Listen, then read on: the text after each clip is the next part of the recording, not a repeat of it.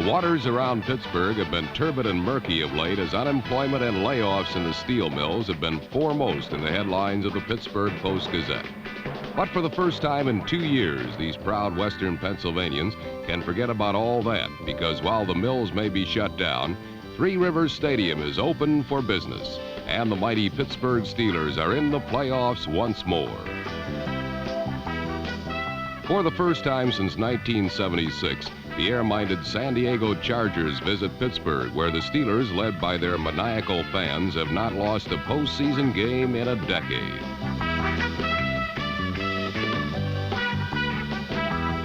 The Steelers' 2-year absence from the playoffs is over. Gone are Mean Joe Green, Mad Dog Dwight White, and Rocky Bleier. But the man who made those awesome Steelers win is still around.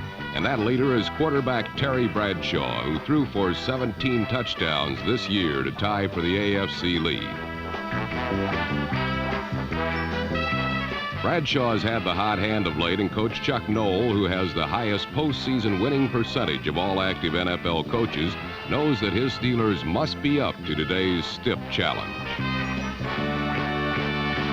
That challenge comes from the San Diego Chargers, molded by the intense Don Coryell, a team that is perhaps the most incredible offensive machine to ever take a football field. This season, Air Coryell has averaged over 450 yards per game, and in winning 5 of their last 6, San Diego scored 229 points and racked up more than 500 yards in total offense 3 times.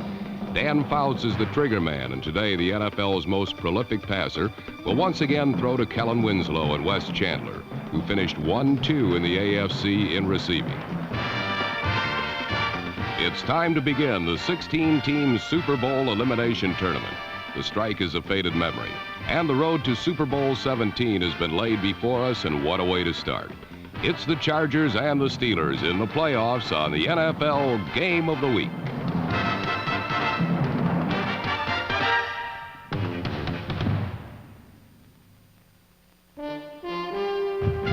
Critics seem to think that the San Diego Chargers are the best team ever to never get to a Super Bowl. This is their 4th straight year in the playoffs, and certainly they're a bit perturbed at never getting to the NFL's final showdown, the Super Bowl. Critics have also said that playing in cold weather is detrimental to the intricate Charger attack. Whether it was the weather, playoff jitters, or just bad luck, San Diego began today's contest exactly the way they didn't want to.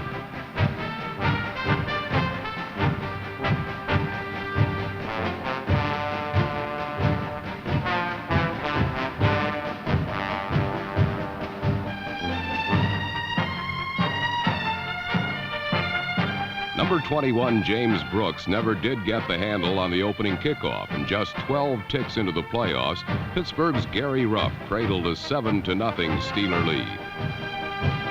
The Chargers figured this game would come down to a matter of seconds, but the last 12, not the first 12.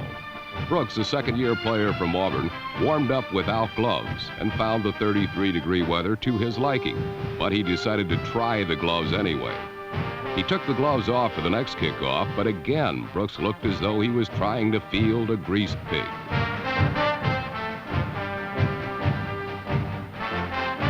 What a way to start a playoff game. Fortunately for San Diego and James Brooks, the Chargers recovered on the 1.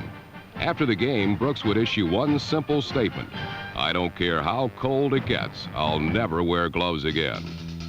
Dan Fouts developed a hot hand for San Diego when they finally took over.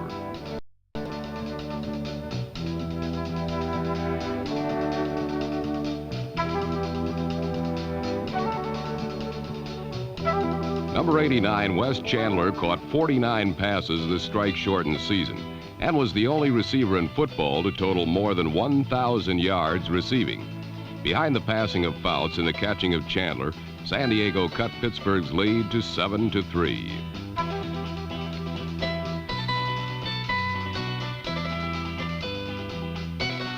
A 12-play drive resulted in a Rolf Bernerschke field goal, and Fouts' counterpart, Terry Bradshaw, got the Steelers moving midway through the first quarter.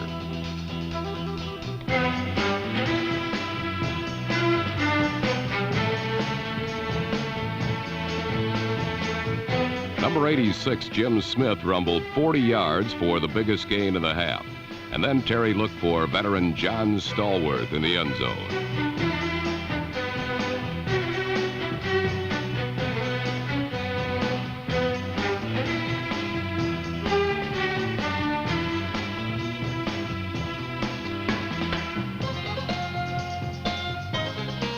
Bradshaw would hit on 13 of 15 in the first 30 minutes, missing on only 2.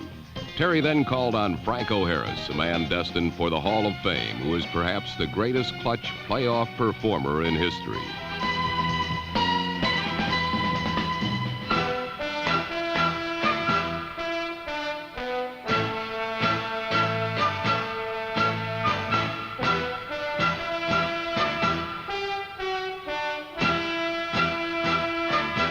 Franco Harris has rushed for more postseason yards than anyone ever.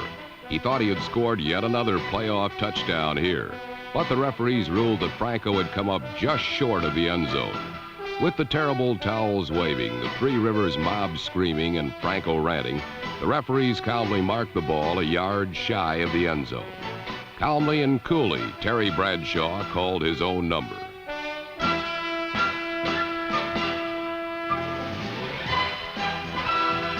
Bradshaw tunneled under his left guard, Craig Wolfley, and the Steelers assumed a 14-3 lead with 5 minutes left in the first quarter. With the terrible towels waving and the Three Rivers mob screaming, the referees ruled it a touchdown. This time, the only difference was that it was number 76, Keith Ferguson, that was doing the ranting.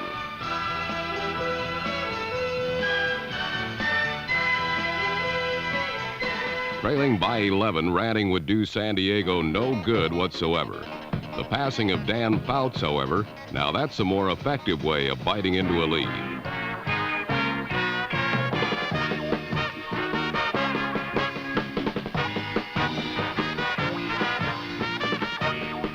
Chuck Muncie's power running and Charlie Joyner's clutch catching helped move San Diego downfield.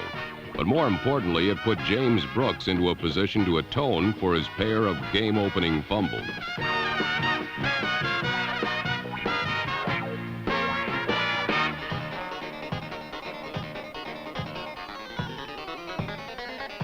Brooks's 18-yard touchdown run was truly an outstanding effort. This time it was not the absence of gloves, but the presence of mind, balance, and determination of a young runner that took center stage. A repeat shows that Brooks got a great block from number 63, Doug Wilkerson, and ran over number 31, Donnie Shell, for the score.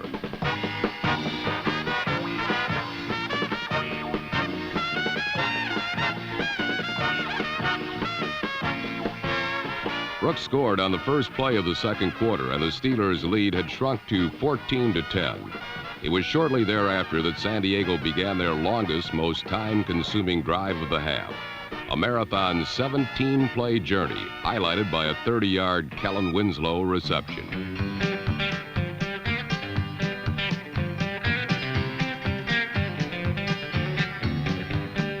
San Diego ate up 6.5 minutes of the clock by using the patented Coryell air attack. In such an attack, Fouts throws to open areas as his receivers read the coverage and adjust their pass routes accordingly. Fouts found Kellen Winslow once more in such an open area, but then suddenly San Diego self-destructed.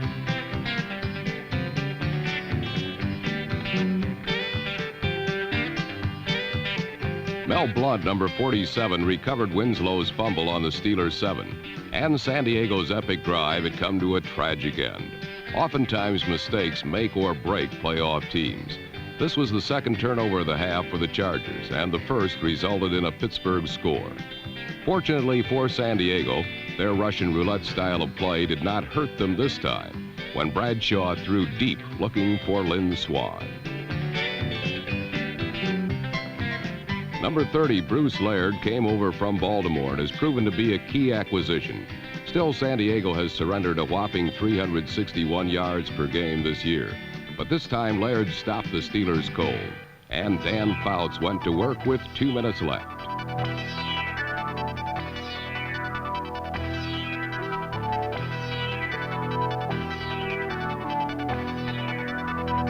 Wes Chandler caught his 7th of the day for a neat 100 yards in the first half.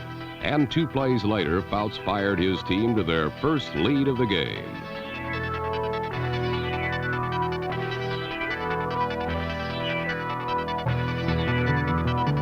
Number 85, Eric Sievers, is overshadowed by starting tight end Kellen Winslow.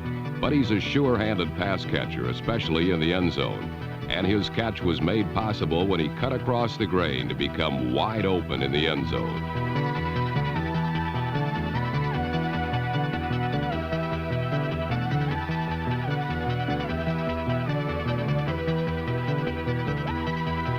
The Chargers had fallen behind after just seconds into the game. But now with just 28 seconds left in the half, they had cruised out to a 17-14 lead. The half ended with San Diego up by 3, and there was one thing for sure. Jack Lambert does not like to be behind, especially in the playoffs.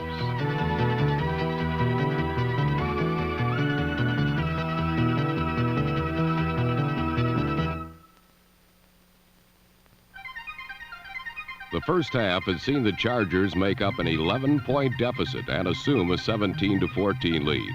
Now was the time for the Steelers to mount a comeback rush of their own.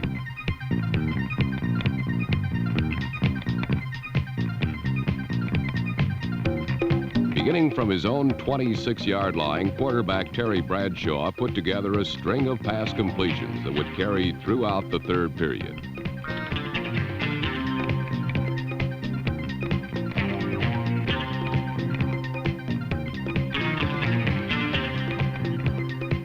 Benny Cunningham, Lynn Swan, and John Stallworth made Bradshaw look like the East Coast counterpart of Dan Fouts. The suddenly pass-happy Steelers marched 72 yards in 7 plays. But it was not all smooth sailing, especially when running back Frank Pollard crash-landed at the 2-yard line.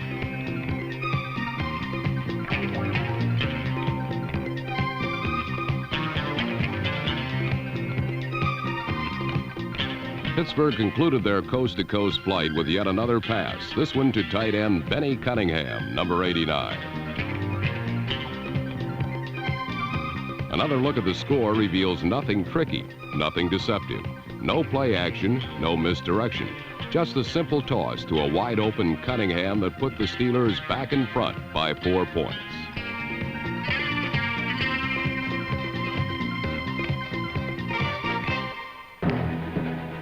One of the many factors that contribute to the success of San Diego's sticky-fingered passing game is the willingness of all Charger receivers, including Wes Chandler, to go over the middle, and the willingness to pay the price for the privilege. Despite the beating taken by Chandler, both he and Kellen Winslow accounted for over 100 yards each on the day.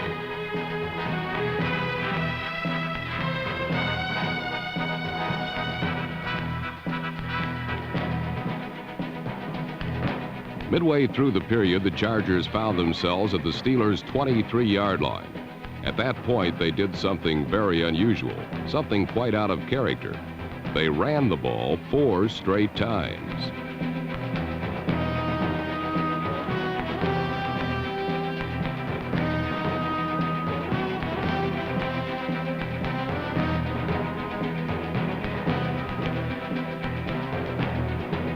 Then, within easy field goal range, the Chargers elected to run the ball again on 4th and 1 at the Steeler 14.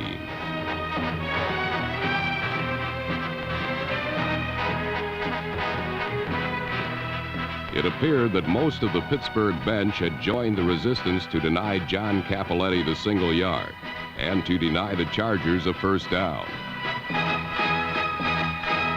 Instead, it became a Pittsburgh first down at their own 14, and Terry Bradshaw picked up where he left off to complete 14 straight passes, 12 for 12 in the third period.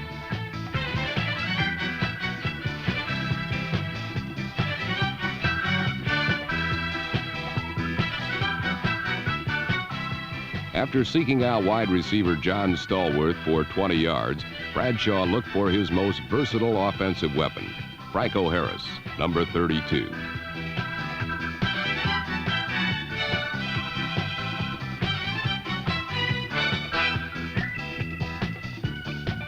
Harris ranks number 3 on the all-time NFL rushing chart.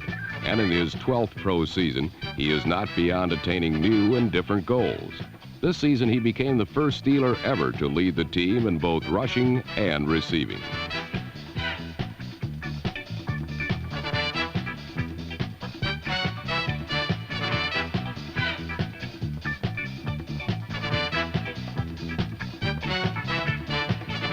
While Franco continued to add to his impressive lifetime totals, John Stallworth accounted for the bulk of the yardage on this scoring drive.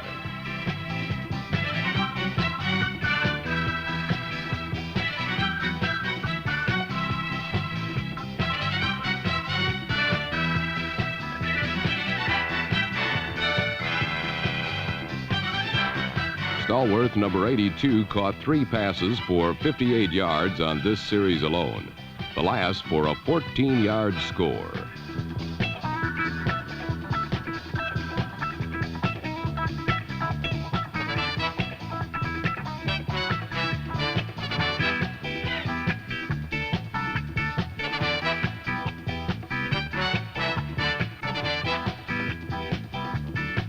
Terry Bradshaw may be losing his hair, but not his touch or his rifle arm. His bullet to Stallworth extended the Steeler lead to 11 points.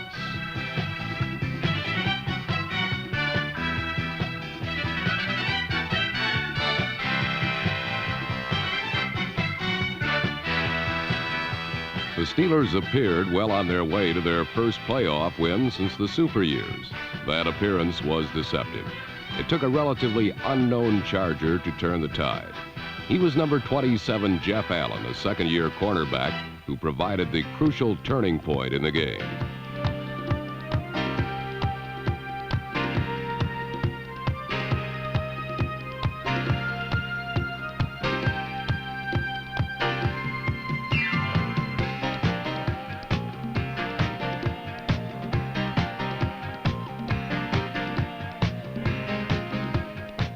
Allen's interception return to the Pittsburgh 29-yard line gave San Diego its best field position of the afternoon, and it took the Chargers just 5 plays to cash in.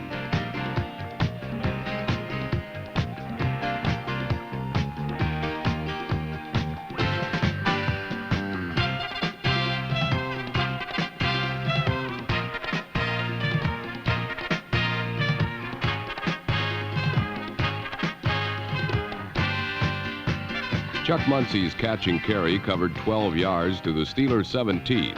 But when Dan Fouts' next pass headed for the end zone, it seemed that once again the Chargers might find a way to lose the big one. Cornerback Mel Blount, number 47, intercepted the pass. But a defensive holding penalty against the Steelers gave San Diego a second life at the Pittsburgh 12. Then it was the torrid tandem of Fouts and Winslow that put the Chargers a step closer to the long evasive AFC Championship.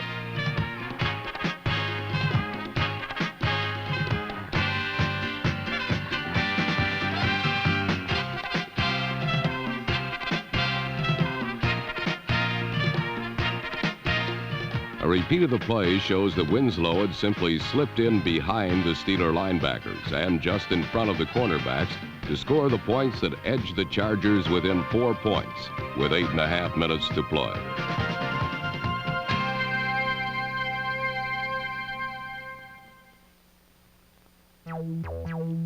All the Chargers needed was to get the ball back one last time.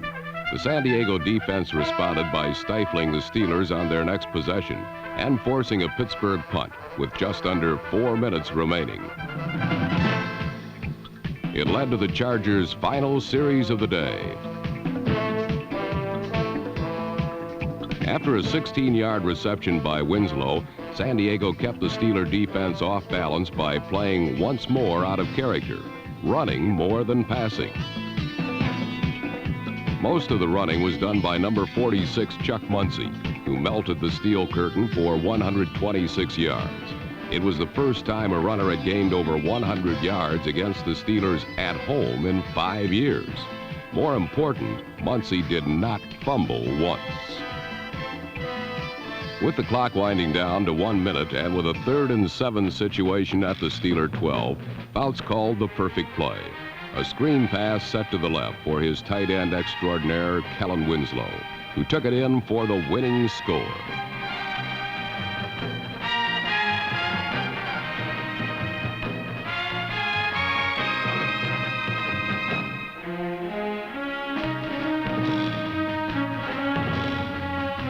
In the face of a Steeler blitz, the perfectly executed misdirection play had everyone going right, while the screen set to the left.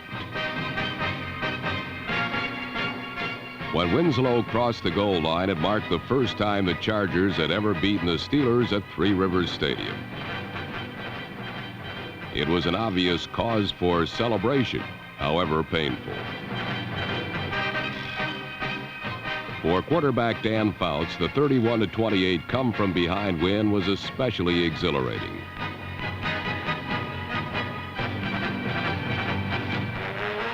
The victory was yet another rebuff to the skeptics who have long questioned the character of the San Diego team. The Chargers earned the right to return to Miami this week for a matchup with the Dolphins in the next step up the playoff ladder.